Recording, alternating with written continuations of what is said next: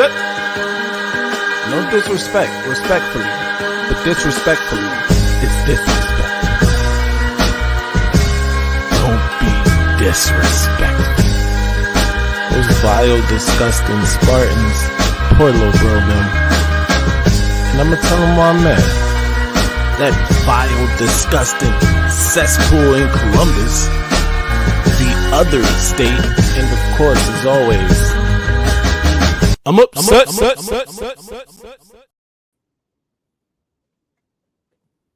I'm upset. Ryan, what's going on? Not much, man. Got in here just in time. I almost completely forgot. I was busy working on the UTSA and Michigan pump-up videos. So, yes, we need that Michigan video ASAP. Be sure to go over to week 0 for that Michigan pump-up video. UTSA, I mean, whatever, but you know they were a conference champion, so you got to do back-to-back conference champions with Michigan. So, right. Now, I don't want you mentioning UTSA and Michigan in the same. Give UTSA their own breath. Hey, pause, you know what? Breathe, Michigan. No, I'm joking. Hey, the only reason UTSA is getting a video is because we over at the Week 0 Productions value champions, and we are doing a pump up for each Power 5 and Group of 5 conference champion. That's interesting because Notre Dame gets a pump up anyway, and they aren't champions of anything. Hey, Kentucky gets one, and so does Oregon, and especially Virginia Tech. Virginia Tech, right? Okay, that's fair. All right, I'll let you slide on that. Anyway, episode 21. Can you believe we're 21 episodes in? That is insane. That's kind of crazy. Episode 21, Maize, Blue, and Gold Show. Today we are talking about previewing both seasons. I want to give the best and worst position groups for both Notre Dame and Michigan. But to kick it off, what do you got? Hey man, kind of putting me on the spot, but so what do I think the worst position is for No, don't go there. I'm saying, do you got outside of the things we're going to talk about today? Is there anything else you got going on? Who you interviewing tonight? I mean, every night there's an interview. No interviews that I know of from now on until Notre Dame gets another commitment, which could be soon, by the way. A couple crystal balls went in. I don't know if you saw, but the number 3 quarterback in the 2025 class was just crystal balled a week ago to Notre Dame, and Deuce Knight. That's trending. We already got Justin Thurman, who committed, aka the Thurminator, anointed himself on the Week 0 Productions YouTube channel. Which I don't know if you've ever heard. To me, that's a grade A nickname for a running back. Yeah, no, it's cool. It's cool. And then we got Daniel Anderson, who is a 4-star running back out of Arkansas, who looks like he's going to be committing to Notre Dame any minute now. So Notre Dame's picking up steam on the 2025 class already. That's good, man. Good news out of South Bend. Shout out to Seth. Seth, you weren't here last week.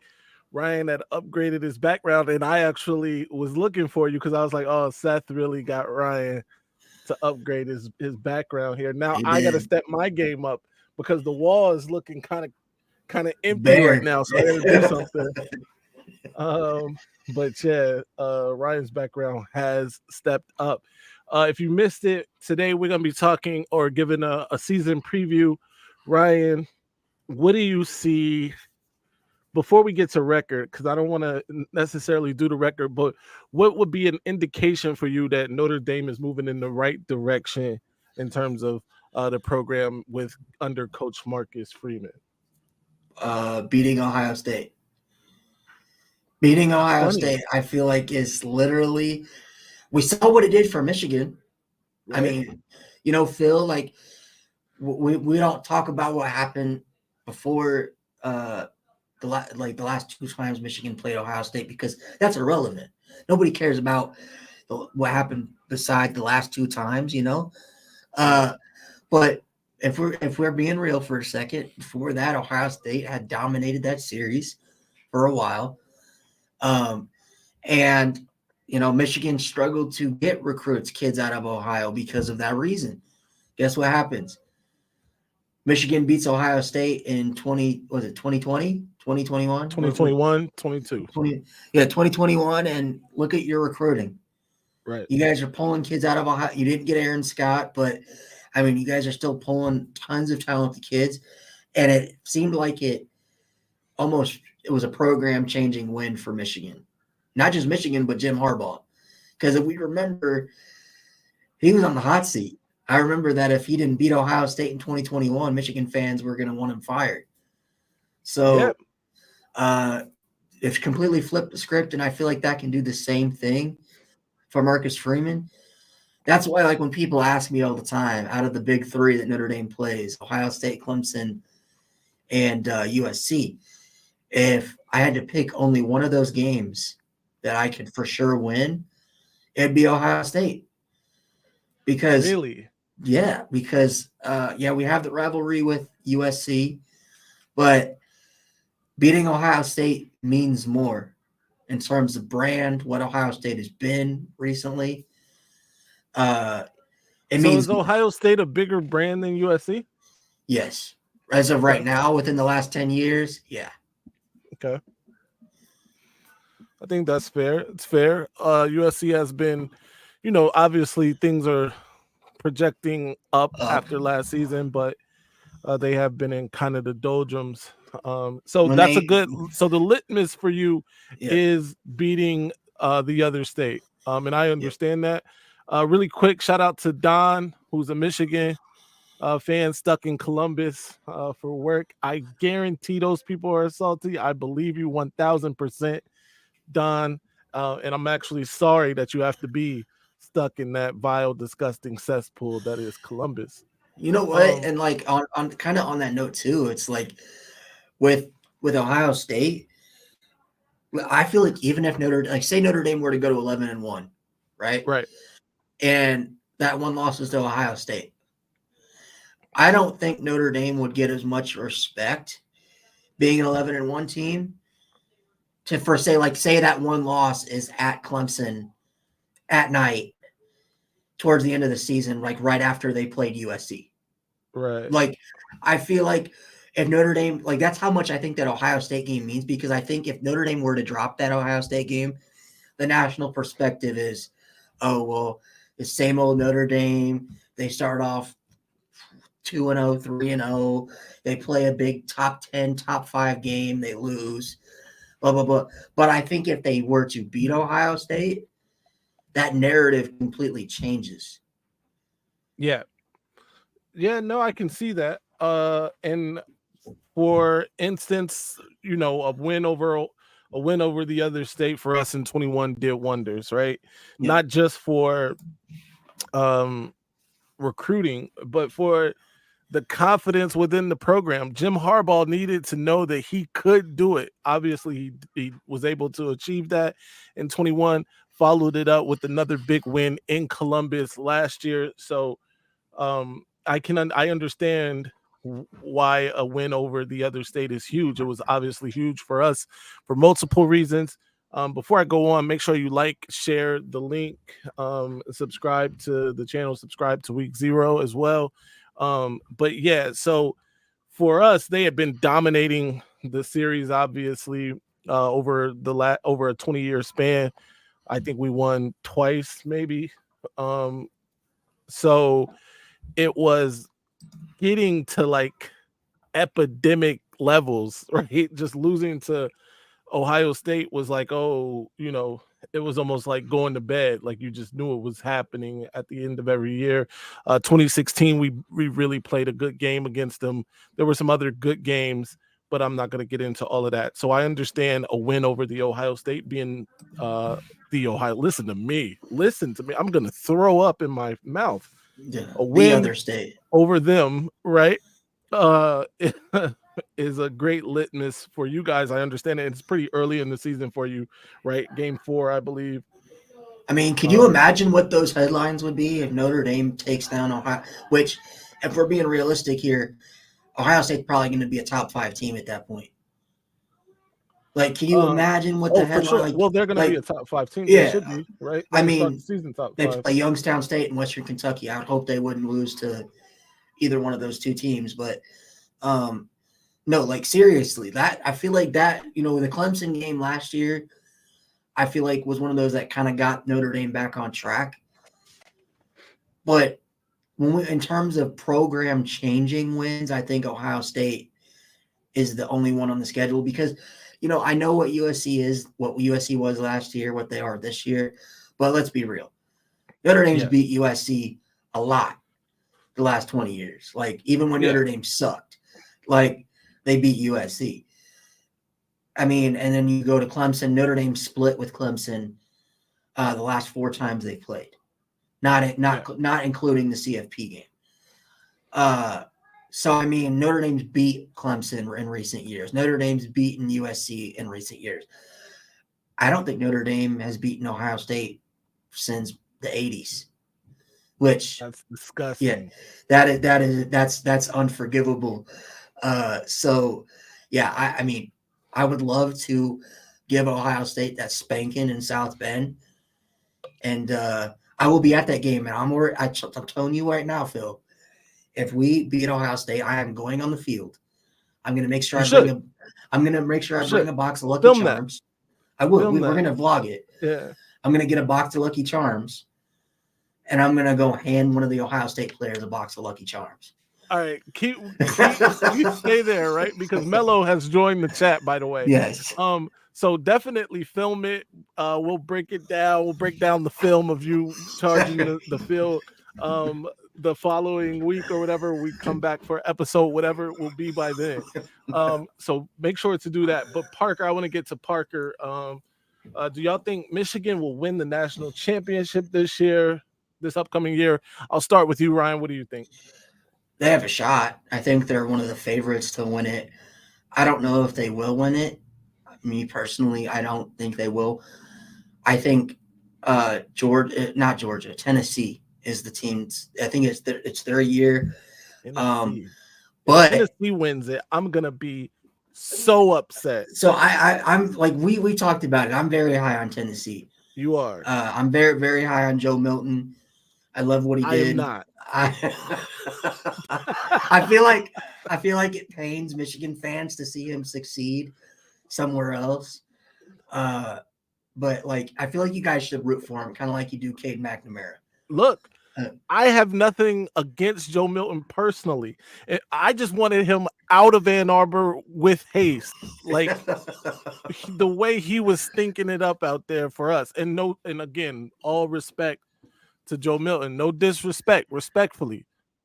But disrespectfully, you were disrespecting the winged helmet. Now, the thing is, Joe Milton ended the season pretty well last year. He played extremely well in that bowl game. And Joe Milton is built like a tank. I will give him that. 6'5", 240, whatever he is. And he can throw the football a million miles. But it's an accuracy thing. It's a focus thing. It's a discipline thing. And if he has those things, then absolutely I'm not mad at your Tennessee pick. Tennessee still needs to get better on defense, though. I don't think Tennessee is going to do it, but I'm not mad at the pick. I think if you're looking at the SEC, though, that like if you look at the SEC, Phil, it's what LSU is the only team that was really good last year that's bringing back their starting quarterback that doesn't have really any questions. I mean, you could say Georgia, but Georgia lost a lot again. They reloaded for back-to-back titles. Yeah, that's going to be even harder to reload. On Georgia, Joe Clapp pointed something out, and I'll get to it in a sec. But I want to answer Parker's question before I lose it. Yeah. I think Michigan will field its best team in recent memory. I know last year was also the best team, but this year's team is better than last year's team in a lot of ways. And I think this is the year for Jim Harbaugh to win it before, because there's going to be a lot of losses after this season in terms of the roster. This is a big year for Michigan. I'm going to say yes. I am biased. Let me put that out there. But I give it a yes for Michigan to win the national championship this year. Really quick, let's move on from Parker, because you said something, Ryan, about the quarterback situation in Georgia, and Joe Klatt, and kudos to him. Georgia has put together a roster-based team, like he said. It's not necessarily reliant on the quarterback, although Stetson Bennett last season made plays for them all year, made big plays for them down the stretch, even in that the playoff game against the other state. So I can't knock him, but the roster is what's most important for Georgia, in my opinion. So I'm not gonna count them out this year, even though they are bringing on a new quarterback. They're breaking in a new quarterback, like so many teams across the country, including the other state, including Notre Dame. Although he's not necessarily a new quarterback, just new to Notre Dame. He's probably got the most experience, along with Bo Nix and a couple other guys. But so it's a little different for Notre Dame, but for these other schools, they're actually breaking in new quarterbacks. Yeah, and that's where I think, like, this year in college football is the first year in a long time that I think we see, like, it's so wide open. I mean, there's not one team you can sit and look at that you say has no flaws, there's not one team that's like, oh, like last year Georgia was returned basically everybody besides a few key pieces on defense. That, like, oh yeah, they were first. Like, how many people were like, oh, it's going to be Georgia, Ohio State in the national title game? I mean, they were pretty close. I mean, it was Georgia, Ohio State, which was the closest game in the playoff. But I mean, I don't look at the SEC. I think that's wide open for Tennessee, right? Because they get Georgia at home this year. The toughest Georgia's game. Got a better roster than them. Tennessee is losing the quarterback. Now, granted, like I'm giving Milton credit. He played well at the end. I also, it was like 2 games, 1 game. He played against Clemson, and he tore that Clemson defense apart. He did. But they're also losing the wide receiver. They're losing a lot of the things that they were good at. They still have Brew McCoy, the transfer from the U.S. Texas, and he was a former 5-star, and they still got Squirrel White, who was a true freshman last year. So I mean, they're returning both their running backs from last year that started for them. So I mean, the only real loss they had was the offensive lineman that went in the first round, and Jalen Hyatt on offense, and Hendon Hooker, obviously. And Hendon Hooker, I mean, Joe Milton's not as good as Hendon Hooker. Let's get that out of the way right now. Like, Hendon Hooker better, but does Joe Milton really need to be Hendon Hooker in an offense that if they're going to beat Georgia, if they're going to beat whoever comes out of the West, he needs to be Hendon Hooker-ish. Hooker-ish. Pause. But I think talent for talent, skill for skill, I think his skill set is better than Hendon Hooker. Like, he's supposed to be better than Hendon Hooker. He is not, though. And that's all discipline and focus and accuracy, in my opinion. How much is it like you guys are still stuck on his time in Michigan? Well, I'm like I said, I wish him well. If he goes and lights it up for Tennessee, more power to him. I don't want him anywhere near Ann Arbor. What if we get a Tennessee off on somebody or something? You said what? Tennessee Michigan national title game, revenge of Joe Milton. Revenge of Joe Milton. That's what it'll be billed as, right? If we play Tennessee if we lose to Tennessee, if Joe Milton wins a national championship before Michigan does, disgusted. I will flip the table. I'm telling you right now. I'll come on live to flip my desk, rip down my wall, whatever. It won't happen, but yeah. And then one last thing, it's like, so I think this is going to be a Georgia team where they go maybe like 10-2. I think I think Kentucky is going to be Have a you lot seen the better this schedule? year. Yeah, well, their schedule's easy, but I mean, Right. they play Kentucky. I feel Okay. like that game's going to be a lot closer than what it was last year. That game is in Kentucky this year. Why do you think that game's gonna be Devin close? Leary. Devin Okay. Leary's not Will Levis. Will Levis don't get up in that game. Okay. Uh, I also think Tennessee's going to be really good. I think Missouri's going to take a step forward this year. What does a step forward for Missouri look like? They went 6-6 last year. They go 8-4 this year. But they play Georgia, or do play Georgia again this Yeah, they year, do. right? They play Georgia. And what happens when they play Georgia? Look, I'm going to They be almost honest beat. with They you. should have beat Georgia last year. What are you talking about? Well, yes, they should have. I'll give you that. But Georgia went to sleep. Everybody gets a game where they They are fell slipping asleep a little against bit. Kent State too. Yes, that little dude for Kent State was crazy good, but it's hard for me to disagree with Detroit here because that schedule is, and I know people are going to get on Michigan's schedule because it is laughable as well, but it's hard not to see Georgia go 12-0 with the schedule that they have. I think I had them going 11-1 against I think their only losses to Mello Tennessee. points out they're playing Georgia in Georgia. Who is that, Kentucky? Mello? Is that Kentucky playing them? Because Tennessee, I know for a fact because they played that game last year in Georgia. But Tennessee isn't the. I don't know if people know this, but Tennessee is in the SEC East with Georgia. So Right.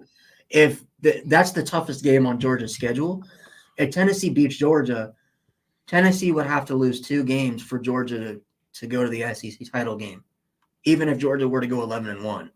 So, Right. I mean, that's where I think Georgia. I mean, let me ask you this, Phil. In a 4-team playoff, because this is the last year of the 4-team playoff, do you think an 11-1 Georgia team that didn't play anybody except Tennessee and lost to that Tennessee team, and say that Tennessee team's 12-0, wins the SEC in the play? Do you think that Georgia would slide in, even though they didn't play in their SEC title game? I mean, I really think it depends on a lot, right? Like, who would they be playing coming out of the West? What's their record? You know what I mean? If they play like an undefeated, if Tennessee plays an undefeated Alabama and beats them in the SEC championship, not to say that they would need to beat them to go, because I feel like both of those teams then would probably get going to the playoff, which would probably then knock Georgia out, to be honest, because you obviously are going to have a Big Ten winner. You're going to have Big 12, what's left of the Pac-12 and Big 12, ACC, right? So something's going to happen, but I that may effectively knock them out of the playoffs. Yeah, I mean, because I'm thinking I projected a 10-2 LSU versus 12-0 Tennessee. So I think that's what the SEC is going to look like. But outside of that, Michigan's pretty much got a cakewalk throughout the Big Ten, with the exception of Ohio State and Penn State. But let's be real here, Mello. I'm sorry, but Penn State is the only legit threat in the Big Ten to Michigan three-peating as Big Ten champs. He's not going to like that. Mello, why is this a bullet we dodged here? I mean, look, I don't know how much of Gatlin Bears tape you saw. By the way, he had a great name. His name is excellent. Gatlin, it just sounds fast. He's fast. But anyway, that's something else. He has excellent tape. It's not just that he's fast. He high points the football. He's physical. He's just a good athlete. He played basketball. He's dunking all over the place. He's an excellent athlete. I think that would have been a great get by Michigan. Obviously, he does have that 2-year LDS mission. If that's what you're talking about, then I understand that to a certain degree. But losing any recruiting battle to Boise State, if you're Michigan, sucks. There's no way around it. So, and no disrespect to Boise State. I know there was a Boise State person in my comment section who was a little hurt about, I guess, my video. And I wasn't disrespecting Boise State. It's more about what Michigan was unable to do and losing another recruiting battle in a one that shouldn't have really been a battle. And it's not about Power 5, G5. It's about the two schools.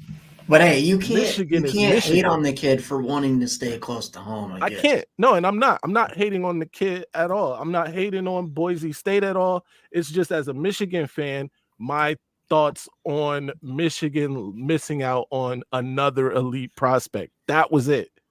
Mm-hmm.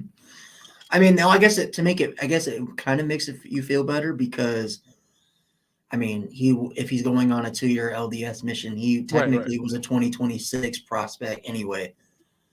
Yeah, that's fair. But I think it's funny that you said in your video, Boise State, are they going to really compete for national championships? Right. And with the conference realignment stuff, man, they could be in the Pac-12 and get an automatic bid and be top 5. I guess. Well, there's gonna be no Pac-12. I don't know what's gonna happen there. Cal and Stanford to the ACC. To the ACC. SME. What do you think about that? Oh, let's talk about that for a minute. Yeah. Cal and Stanford potentially going to the ACC. Let us know in the comment section what your thoughts are. Are you a fan of conference realignment? Do you like what's been going on? Talk to us for a second. I Ryan, hate it. What's your thoughts? I hate it. Although I do think if Stanford were to join the ACC, Notre Dame would seriously consider going to the ACC. That's what's been reported. That's why the ACC is interested in Stanford, because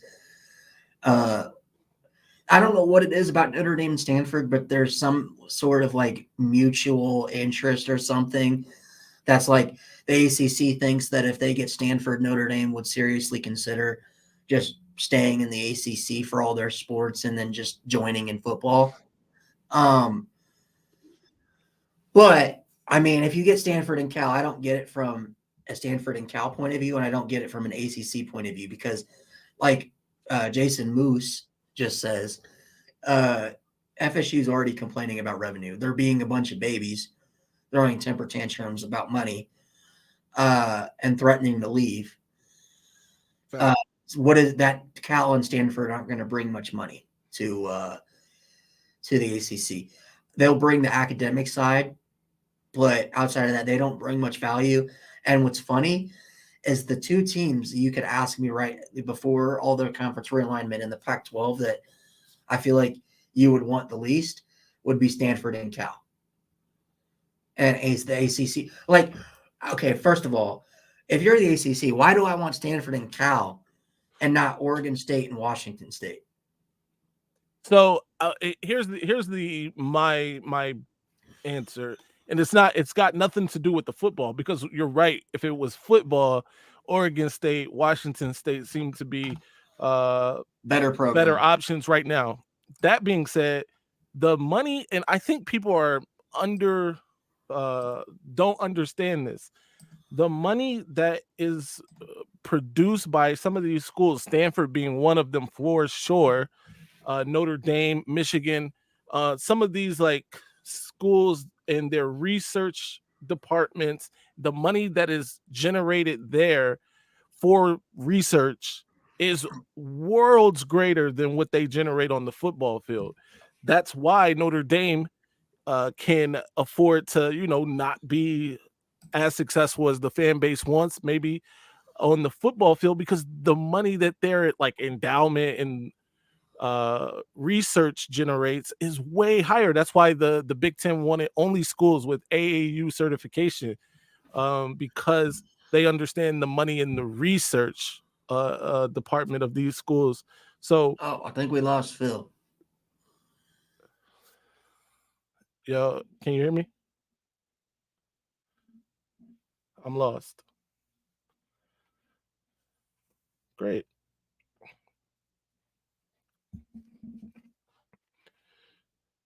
All right, can you hear me? It's just me.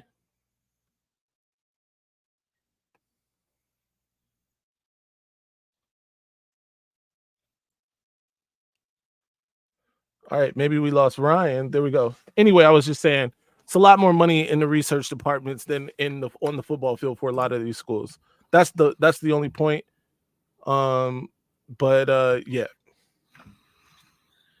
Yeah, Stanford is a very high academic institution that they're working on things like um, water as a fuel to fuel vehicles and stuff like that. So that sort of thing is way more Well, you could say valuable the to. same thing about Yale and Harvard. Absolutely, I mean, absolutely. And they've no, given up completely on like trying to compete for championships on the football field. yeah, but like I'm saying, like no team will want to add Yale and Harvard, even though they bring in more money than Notre Dame and Stanford combined because of I how smart their guarantee DMP is. if Harvard tomorrow said we want to join the Big Ten, they would do it in a heartbeat, and they would be idiots not to do it. And if it meant losing 3 schools from the Big Ten, they would do it. You really think so? Absolutely, because you understand the money that Harvard gets. Harvard gets so much money that they could probably buy the Big Ten. And there's monster universities in the Big Ten, Northwestern, Michigan, in terms of endowment and money being brought in, Penn State. But Harvard could buy those and then replace them with more of the same. That's how much endowment money Harvard gets. It's crazy. We're talking billions of dollars. It just doesn't make sense. I mean, also a logistical point of view, which someone in the comments said, like for football, whatever. For people that didn't see it, I posted on our group chat. Chip Kelly had some interesting comments about realignment, and from a guy that has been around, he's coached a while. He's coached in a national championship game. He's the head coach now at UCLA, formerly the head coach of Oregon. He said that Notre Dame. I'll read it quote for quote. If I could pull it up here. He said, "This is what Chip Kelly says." Quote, "Notre Dame is an independent in football, but they're in a conference for everything else. Why aren't we all independent for football? Take the 64 teams in the Power 5 and make that one division. Then take the 64 teams in the Group of 5, make that another division. We play for a championship, they play for a championship, and no one else gets affected. Our sport is different than everybody else. We only play once a week. Travel's not a big deal for football, but it is a big deal for other sports." I kind of wanted to get your guys' thoughts on that. I kind of like that idea, but I don't think the Group of 5 schools would go for it just because then they're not guaranteed to play for the college football playoff. Yeah. So that is an interesting take. I'm not sure how realistic it is, but again, he obviously if you want to pull it took up the here, time to think about that. Yeah, let's get it on. We want your guys in the comments. Like, what do you guys think of what Chip Kelly is proposing here? Do you guys Detroit's like more it? concerned with Maryland. Why are we talking about Maryland? Interesting. I think they were having a side conversation in the comment section about threats to Michigan, but I mean, what do you think about this, Phil? Do you like the idea if it was possible, or?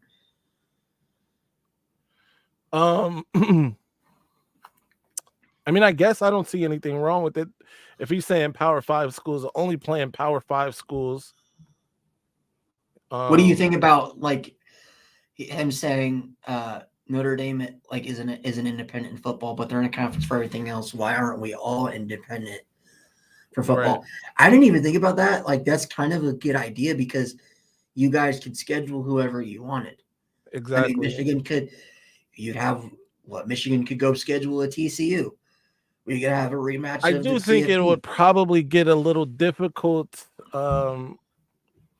in terms of the scheduling, especially just because you're trying to make sure for years down the line and stuff like that. I don't know. It could get a little wonky. Maybe they can rotate those though. It's a lot of things that can be done. I'm not necessarily against it. I do think it's unlikely though. Yeah, I mean, I think it's an interesting take and an interesting idea. I mean, as Mello says, Chip has a point, but I think that we're already changing the game so much. I mean, I hate it not just for the traditionality of college football and what it is, the regionality, the rivalries. We're already seeing it tearing apart. The Oregon State rivalry. Before that, it was the Big East days, the Pitt West Virginia game. Right. What we had Pitt West Virginia this past year, and we'll have it again this year. It's not the same as it used to be. There should be fist fights every game. Right. But these kids didn't grow up hating this team, and they don't understand the rivalry. They don't respect it. So it's not the same. You can call it the backyard brawl all you want, but it's not really the backyard brawl when there's not a brawl. I mean, that's just how it goes. I mean, Michigan-Ohio State is the best rivalry in college football because the Big Ten would never ruin that. They would never take that away from Michigan or Ohio State.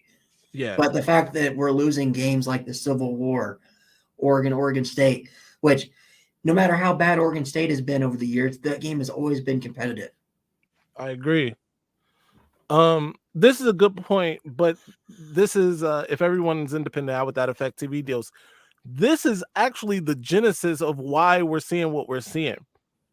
TV and the contracts that are being sought after and fought for by these conferences is the reason that conference realignment is happening the way it is happening. I saw one person say that the genesis was really Texas. Remember when Texas had the Longhorn Network? They were the only one in the Big 12 with their own thing, and Texas A&M got so upset they left for the SEC. We could really probably trace it back to them. Texas. Blame exactly. Texas. Blame Texas. I do that anyway. But it could probably be traced back to that. However, the TV, they're ruining it now for everyone, right? The NBCs, Foxes, ABCs of the world are destroying what was historically, historical conferences and stuff like that, because these schools want the money, i.e. FSU saying, hey, we we want more of the pie than we're getting. We deserve more of the pie, especially in the ACC, or we're leaving. It really comes down to what the TV deal is, and they signed a horrible deal with no foresight, and now they're locked in the ACC. If I was the ACC, I'd be like, okay, Florida State, don't let the door hit you on the ass. I mean, because there aren't a lot of suitors for Florida State right now. They're not AU certified, so the Big Ten and the Big Ten already has said. I don't know if you see this week, but the Big Ten came out and said they are done adding teams for right now. Yeah, the Big Ten has said that before, so I'm going to take all that with a grain of salt. But I do think they wouldn't necessarily look at Florida State for multiple reasons. But the SEC has not shown Florida State that interest.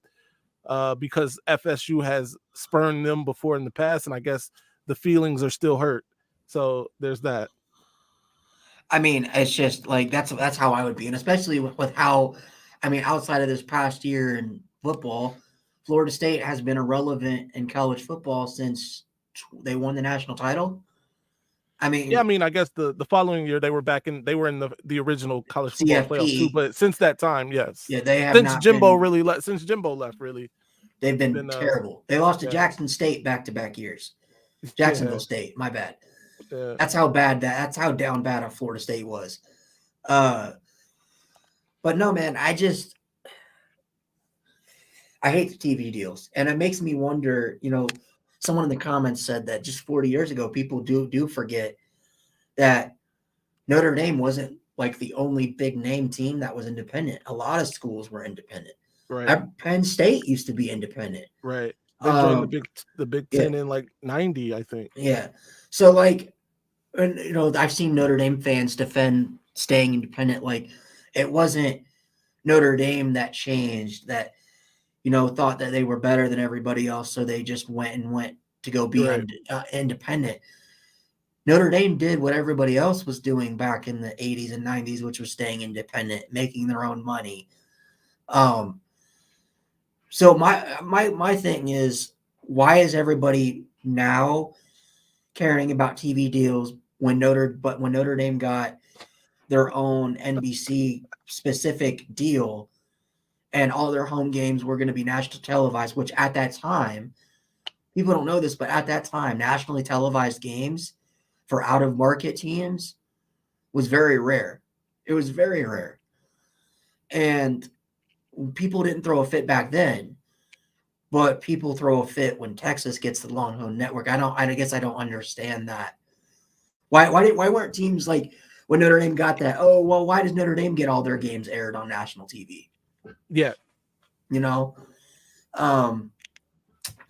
But no, like that's my point just being that it wasn't Notre Dame that changed. It's college football changed. Everybody else changed. Everyone else got greedy to go join conferences for more money. We had a whole idea for the show, but we did kind of like get lost, which I'm not mad at because this is a great discussion. Make sure you hit the like and subscribe button and share the live to get more people here. That said, Michael Parks obviously is a Notre Dame fan. Notre Dame doesn't want to join a conference. That's fair. That's obvious. They have not wanted to join a conference. But if they can't get the money that they're looking to get out of NBC, then what? I agree. It's not about being scared. It's about money. The money that they were able to get by themselves, independent of a conference. Now, and NBC, I made this though, a good point. I heard this was a good before you go into the NBC deal. Yeah. Notre Dame has actually like looked at it. If they were to go to the Big Ten, the issue with why they don't just, oh, everyone's going to the Big Ten. All right, we'll jump in, is because they don't want to share that money that they make, because how that works in the Big Ten is, Oregon gets more money than what they make in the Pac-12, but that's just because the Pac-12 doesn't make the amount of money that the Big Ten makes. So that makes sense for them. But Notre Dame makes more money by themselves just off of their brand, people going to the games, people watching on NBC, than they would if they were to join the Big Ten, and then they have to revenue share with everybody else. Well, why does that make sense for Notre Dame? There's a couple things wrong with this, because Notre Dame would still make the money off people going to the games and stuff like that. Notre Dame's TV deal, their last TV deal with NBC, what were they getting? 15 million, 25, something like that. 25 million. 25 million, right? Right now, Florida State and like Clemson and those ACC schools are like getting 30, right? Mm-hmm. 30 apiece. So that is not enough money, basically, right? So it's time for Notre Dame to re-up. They're looking for something in the range of 65 million, which is good for them, I guess. But if they join the Big Ten, especially earlier, before the addition of the USCs and everybody else, they could have potentially been getting $100 million through the Big Ten's deal. Now, I'm not sure what that breakdown would be. Maybe they allow Notre Dame, because they do have a big brand, to still come in and get that sort of money. Notre Dame, because of the deal with the ACC as well. Okay. So this is kind of odd that the ACC allowed Notre Dame to do this. So Notre Dame makes more money with their TV deal than Florida State, Clemson, North Carolina, and any other school in the ACC. Okay. Because they get revenue share from the ACC football. So they take money away from the other ACC teams for football, because they're a member in every other sport, and they have that deal where they play 6 ACC games a year. Yep. But they don't have to play in the ACC. So I think that's also why probably Florida State's thrown a fit, because Notre Dame was making actually $35 million total in their ACC and NBC deals combined. Yeah. So they're making more money off the conference, and they're not in the conference. Yeah. So, I mean, that makes sense. That explains, if I was Florida State, I'd be upset with that. And I think it's been in talks with NBC. I don't know if you saw this. It was kind of breaking news the other day. Yeah. That Notre Dame's thinking about they would make more money not joining the Big Ten, But instead of doing the 6 games against ACC competition, they would just flip it over and sign a TV deal with the Big Ten, where it's kind of the same thing. They wouldn't be in the Big Ten, but they'd play 6 Big Ten games. Yeah. So what Michael is saying here is the truth, right? If they get 60 million, why do I need to join a conference other than, however, they've structured this playoff, which allows, though, for Notre Dame to be a part of the playoff, just not one of the teams that get a bye because they don't play a conference championship. But whatever, you play that game at home if you're Notre Dame, if you have a higher ranking.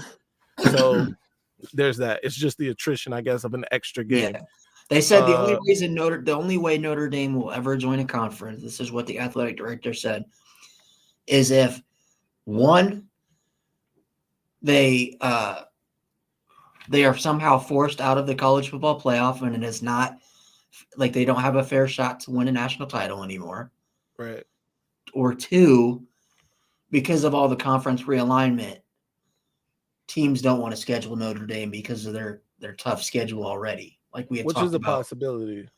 They said at that point, Notre Dame would have to be forced into a conference. But as of right now, there is nothing forcing Notre Dame to do anything. Moose, you're absolutely right that 100 million is bigger than 60 million. It's just what Notre Dame is willing to take as a lot. $40 million, you know. But they have to revenue share that. They have to revenue share that, which now makes no sense for them. No, it's not. The revenue share is with the big contract. That's why you're getting 100 million. That's the revenue share, bro. The revenue share is if we sign a contract for $1.2 billion, we're sharing why that. Does Rutgers only makes 55 million? It's because it's a seniority thing. It's a time spent in the league too. Right, I think Maryland might be in that range too. So it is a thing where if you are new to the conference, why would you get 100? Especially Rutgers, by the way, why would you get 100 million? You just got here, while the real revenue generators. Yeah. Rutgers only actually received 44 million. Yeah. Because they have to pay actually.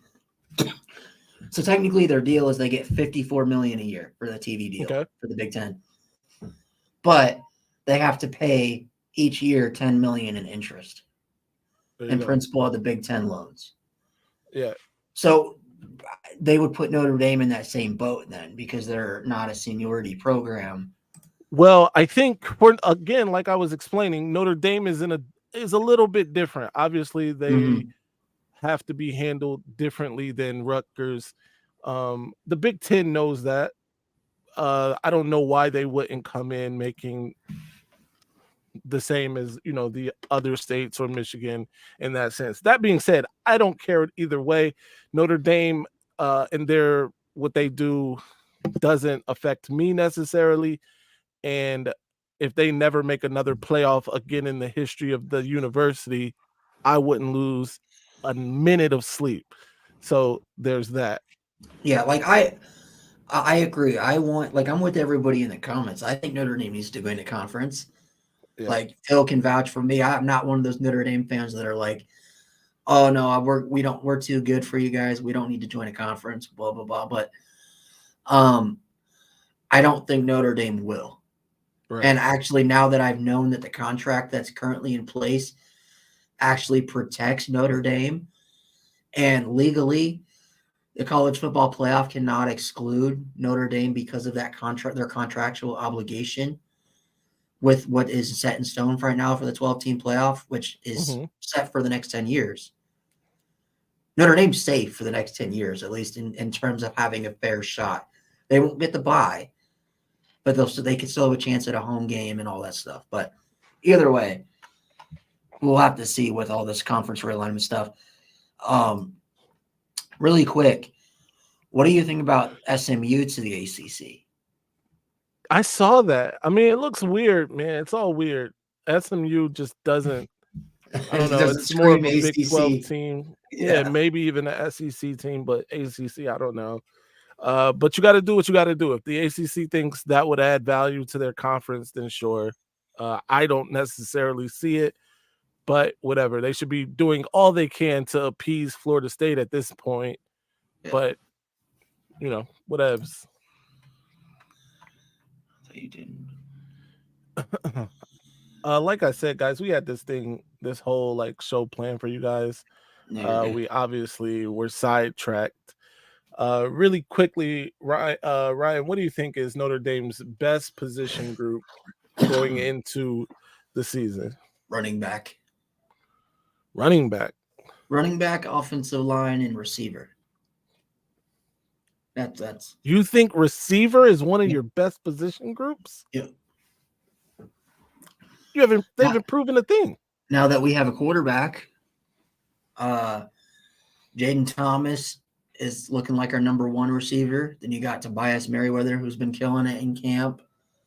And then I'm trying to think. Jaden Greathouse is a true freshman that's going to get some playing time. Deion Colsey, Chris Tyree. Base these things on true freshmen. Hey, these true freshmen are built different. We don't know that. They have Sam Hartman throwing them the ball, not Drew Pine. You know what? I can't. Hey, have you saw the highlights from camp? Like you would understand how excited Notre Dame fan. No, Tobias Merriweather. No, I don't care about the highlights from camp. Yes, I do, because they were going 1-on-1. They had a drill where for an hour straight they went. The ones went 1-on-1 with Benjamin Morrison and Jaden Mickey and Cam Hart, who are 3 starting corners, and Jaden Thomas went up number 1 receiver against number 1 corner and Benjamin Morrison, and they split. Like Morrison got mossed one time, the other time Morrison got a pick. Like that's how good. Like Benjamin Morrison is no joke. Like he was a freshman. Benjamin Morrison's gonna get exposed this year. You know what? I hope he does it, especially against the other state, because I actually need you guys to win that game. Because seeing Melo, he's going to be doing this. He's going to be doing this to Marvin Harrison Jr. all game. Yeah, I would not say that, but you just dig these holes, bro. If you just say, "Yo, we're gonna have a good game," Marvin Harrison. Oh, right, like Michigan fans don't. Hold on, Detroit Lions talk. Wait, like Michigan fans don't get hype about guys in practice. Wait. First of all, this isn't about Michigan. Dallas fan says the offensive line and defensive backs are the strongest. Yeah, on offense, defensive backs. If I had to pick one group, though, that is the best on the team is the defensive backs. Okay. For Michigan, guys in the comment section, let us know what you think. Is Ryan crazy? Wolverines' best position group, I think it's obvious. The offensive line is our best position group. You can make an argument for running back. There's an argument to be had. Sure. There's an argument. Yeah, I think those are the best 2, right? Offensive line, running back, best 2 position groups for the Wolverines. What's your worst position group? Worst? Safety. Safety. Yeah, you guys missed out on some safeties. Our corners are we should have Peyton Bowen, but we ain't gonna go into that.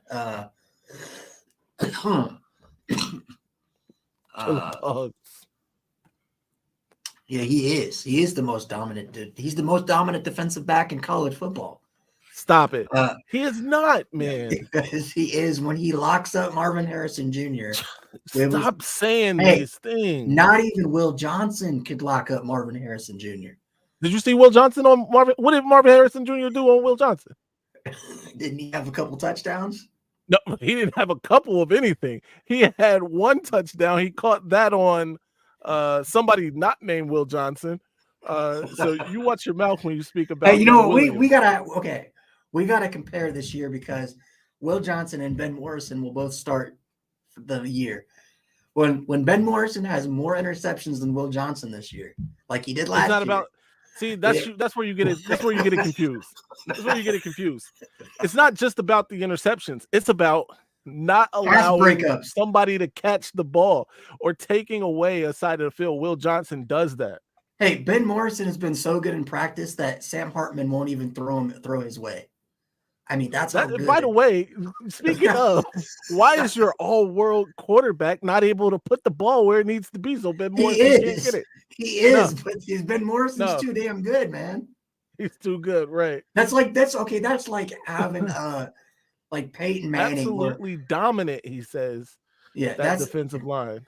This is good stuff. This is good stuff. Hey, make sure you like and share the stream because this is good. This is getting good. Hey, man, that's like asking Tom Brady to throw a deep ball one-on-one to one of his receivers on Darrelle Revis or Champ Bailey. It's just not going to happen. Like, you're going to get locked up. That's not happening, man. Like, come on. Come on, man.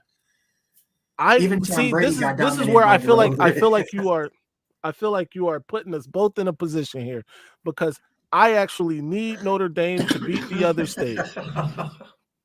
But if any Ohio State player is watching this and relays this information back to Marvin Harrison Jr. and he looks at you, say that Ben Morrison is going to be doing the strapping motion all day against Marvin Harrison, I feel like it's over. And you, sir, are going to be wearing that freaking. Hey, you know what?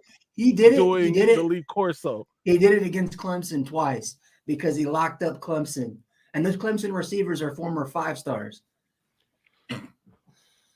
Oh my God! Hey man, don't sleep on former 5-star. Look, I feel like you're not giving Marvin Harrison Jr. enough reverence. You're not mentioning him with enough. He's the reverence. best receiver in college football. Former 5-stars and Marvin Harrison Jr. are different. Joseph Ngata and Marvin Harrison Jr. aren't too far off. Okay. I mean, Ngata is one of the best receivers in college football. Hey. Thank you. Needs to do stand up.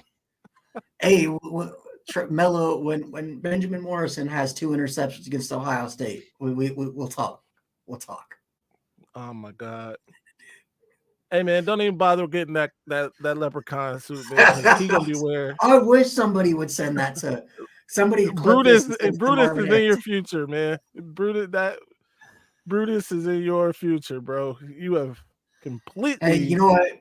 People in the comments say Notre Dame fans are delusional. That's just your opinion, man. And you know, people with opinions. You know, those people with opinions are the same people that think the Earth is flat. Are the same people that that think the moon landing was fake. So, I mean, that's just your opinion, my guy. Marvin Harrison Jr. will not get 100 yards on Notre Dame. Cam Hart, Benjamin Morris will hold him from a big game. People see, if you would have said this right here, Ryan, really fast. If you would have said this right here, I would not have said a word. However, what you did is you disrespected Marvin Harrison Jr. and you said that Benjamin Morrison himself is going to strap Marvin Harrison up and he isn't going to do anything. That sounds like blasphemy.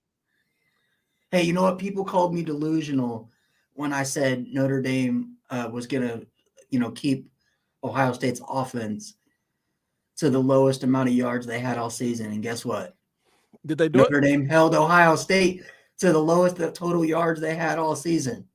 Very nice. So, and think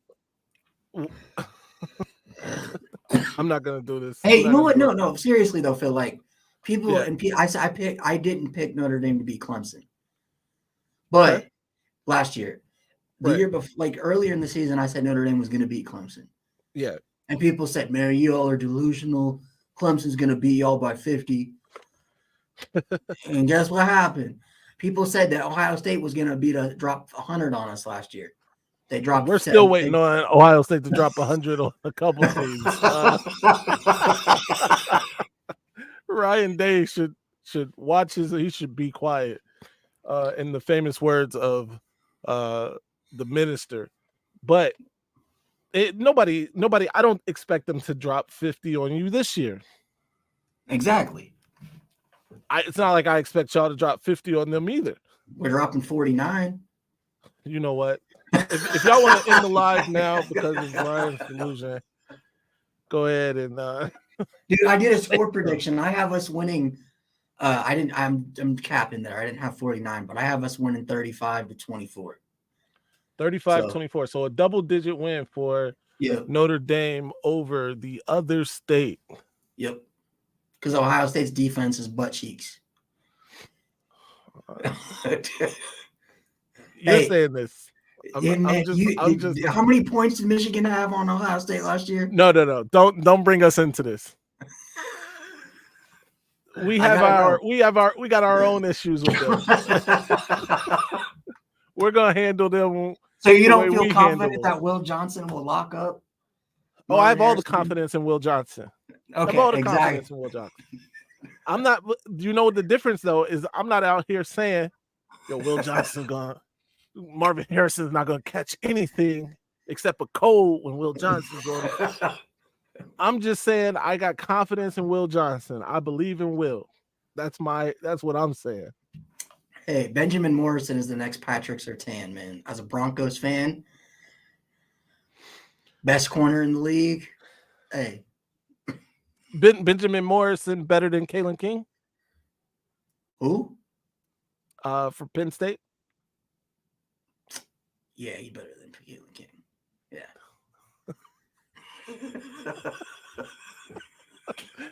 This is good. He might be the best corner in Notre Dame history. That is much, but yeah, I'm trying to think of some great Notre Dame corners. Who are the great ones? The best one was probably I can't. God, why am I? Michael, you have a history of great corners, huh? Hold on, yeah, we do. Julian Love, who just got a big quarterback payday. And see, why am I blanking on his name? There was a guy. He was on the team that won. Todd Light. He won the last national title for Notre Dame. He was a sophomore. Had in his career 11 interceptions, 21 breakups, 161 tackles. College football Hall of Famer. College football Hall of Famer. What year was this? 80 what? 87 and 90. 87 and 90. Best corner since then. And then after that, it's probably Julian Love. Yeah, Julian Love. Hey, like I said, I want you guys to win.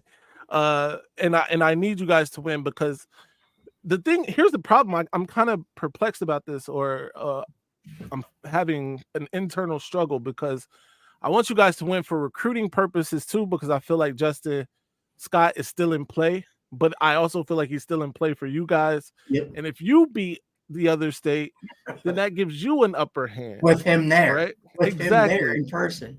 Exactly. So, but if the other state destroys you guys, then he's got to wait, and then Michigan gets our chance to go and dog walk the other state the same way we've been dog walking them the last couple of years in the big house, by the way. Well, how you should look at it, Phil, is if he goes to Notre Dame for that Ohio State game. Notre Dame beats Ohio State. He commits to Notre Dame, all right? And then he sees Michigan blow out Ohio State, all right? And then you've seen Michigan play Notre Dame in the playoff. The winner gets Justin Scott. That would be ideal. That would be ideal. I feel like that is less than likely to happen, but it's ideal. All right, man. We've done over an hour now.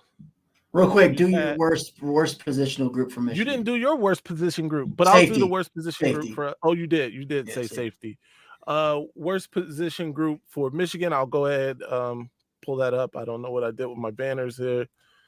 There we go. Worst position group for the Wolverines. If you're asking me, I'm gonna go with edge rusher. Really?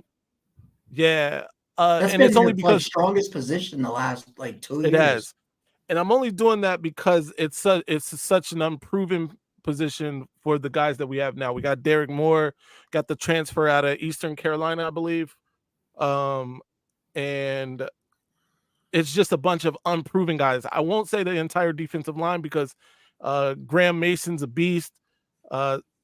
Chris Jenkins, a beast, but edge rusher specifically is the only place really I have questions about Michigan. Obviously, the easy answer is wide receiver, but I believe in Cornelius Johnson and Roman Wilson. Yeah, I'm it's surprised just the that offense. you guys are saying that because Cornelius Johnson and Roman Wilson are insane. It's just the offense. The offense more so than the people, than the players themselves, and us not throwing the ball around the yard. It's just Jim Harbaugh. But hopefully this year that changes because we have a lot of great things on the horizon. What about kicker? Some recruits that want to see us pitch it around. What about kicker, Billy? Kicker, I mean, sure. Kicker. I mean, you can say that. That's a weak one though. I feel like that's not fair to say kicker. Did you guys lose your kicker from last year? That was like automatic. We did. Yeah. He is. What was his name? He plays for the 49ers now, I believe, right? What was his name? 49ers, everybody. Yes, his name. Oh, Jesus, I can't believe he saved your buns against Illinois with that kick. He did. He definitely did. He's a hero, and I can't think of his name, and I'm upset about it. Hold on. Michigan. You know, if I go to the YouTube channel, I have a video Moody. Actually. Jake Moody. Moody, thank you. Moody, yes, because we were in the locker room. Moody, because he did save us against Illinois. Real quick, put that comment up by Michael Campbell, the Dallas fan one. Because I don't know if people know that. This one? No, the one before that. Mike Mickens is Notre Dame's defensive backs coach, and he was the guy, along with Marcus Freeman, that identified and developed Sauce Gardner and Kobe Bryant to NFL corners. And Marcus Freeman himself said that Benjamin Morrison is the next Sauce Gardner. So stop it. That's what he said. So you got to stop saying stuff like that. That's what he said. You know how good Sauce Gardner is? You know how Marcus Freeman was the one that recruited him when he was unranked? Well, he was ranked. He was a 3-star. But Sauce Gardner is so ridiculously good. He didn't allow a touchdown his entire collegiate career. Benjamin Morrison hasn't gave up a touchdown yet in his collegiate career. He hasn't. Benjamin Morrison was a freshman last year. Sauce Gardner was a 3-4 year starter. Don't. So we can talk when Ben Morrison doesn't give up a touchdown his entire collegiate career. Moose, look, I want to go here with you because, in fact, I think Hutchinson closed extremely well because give me a second. I disagree. I think Sauce was the defensive player of the year because he was the best corner in all of football last year. Oh, no. Come on, man. Patrick Surtain was better. Look at the stats.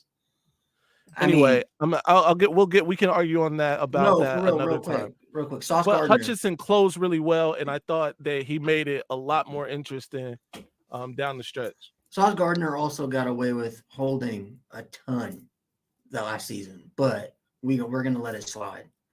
Who doesn't hold in the NFL? Not Patrick Surtain. Yeah. I can't with this guy. Absolutely can't. You're a Raiders fan. You know what's up. I am, unfortunately, a Raiders fan at this point. We're going to flip. No, it's not Caleb Smith. Caleb Beasley. It's Caleb Beasley. Oh, Jesus. Man. Anyway, check tomorrow. I will have a new video up on the channel. Make sure you check that out. Ryan's got a show tonight, right? And yeah, the Notre Dame podcast. The Notre Dame podcast. The gold standard. The gold standard. There you go. Where he'll probably be spewing some more of this gibberish he just talked about. The Michigan Moose, it's not that funny. It's only one nation. He knows what's up. Patrick, who's the receiver you got? Devontae Adams. Look at the stats is the worst answer in football. I agree to a certain degree. However, the stats are the stats. I'm not going to completely nullify the stats because you do have to show something for your work. I got the stats for you, man. In game 1, Raiders versus Broncos, Devontae Adams had one catch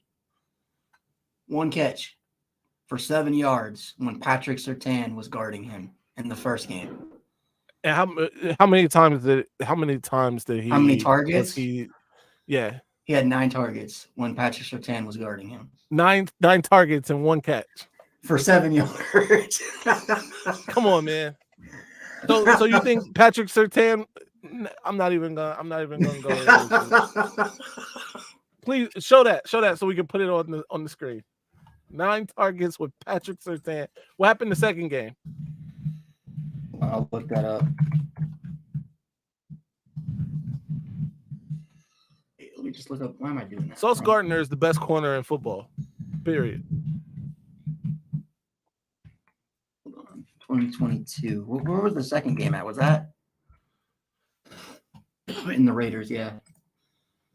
Let's see. So for you guys, Devontae Adams had 9 receptions for 101 yards in the second game. Yeah. And I'm sure he was cooking Patrick Surtain. I'm trying to see who was on him by snaps. So, no, of the 9 receptions, 6 of them were on Ronald Darby. Okay. The other 3, corner, by the way. Well, the other 3, the other 3 were on Patrick Surtain. Probably the biggest gainers. Biggest gainers. Well, no, actually, if you forget, the last reception he had was the long one, for 40 yards. Remember that won you guys the game? Yeah, because we own the Broncos. And that was Ronald Darby's fault, not Patrick Surtain's, because I remember he lost where Devontae Adams was. I was pissed. This is a good point because I distinctively remember Sauce Gardner shutting down. So where would you rank Patrick Surtain? I think he's a top 10 corner in the league. Top 10. Top 5. Okay. I think Sauce Gardner is already the best corner in football. What about you don't think Jalen Ramsey's still number 1? No, I don't think Jalen Ramsey's number 1. I think he's up there. He's top 3, maybe 2. Trayvon Diggs is a top 5 corner in the league, and maybe 2 or 3. And Stephon Gilmore is still good. Yeah. He's not as good as he once was. No, he's not. Oh, pull up that comment by Jason Moose. Are you talking NFL or college? Is there any football games coming up? Well, preseason starts this weekend. Tomorrow, right? There's a preseason game tomorrow. Tomorrow. When did the Raiders have their first game? I'd have to look. I'm really. I haven't mentally gotten myself ready for the Raiders failure that they will be this year. Who's not better than Trayvon Diggs? Patrick Surtain. We're talking about. Oh wait, the same Trayvon Diggs. Patrick Surtain, then I agree. Oh, Surtain is better than Trayvon Diggs. Trayvon Diggs got mossed by Tim Patrick from the Broncos twice. We ain't gonna talk about that though. Trayvon Diggs takes chances. He's like my guy. He gets mossed a lot. He does, but he takes chances. That's the only thing. But how does that make you a good corner though? He's around the football. It's easy to bait him. That may be true, but he's one of the best corners in football. Either way, are we ready to get out of here, Phil? We're ready to get out of here because we've gone over time here. We can't have any more of this Notre Dame nonsense on this channel. Yeah, he is better than Surtain. I agree with that 1,000%. Until next time, make sure you follow us everywhere at Maize Batman. Follow Ryan on Twitter at Fravel_Ryan. Week 0 podcast on Twitter as well. I think it's at Week 0 podcast. At the Week 0 podcast. Yep. There you go. And then Week 0 Productions. Ryan will be over there live tonight. Until next time, stay angry, my friends. I'm upset.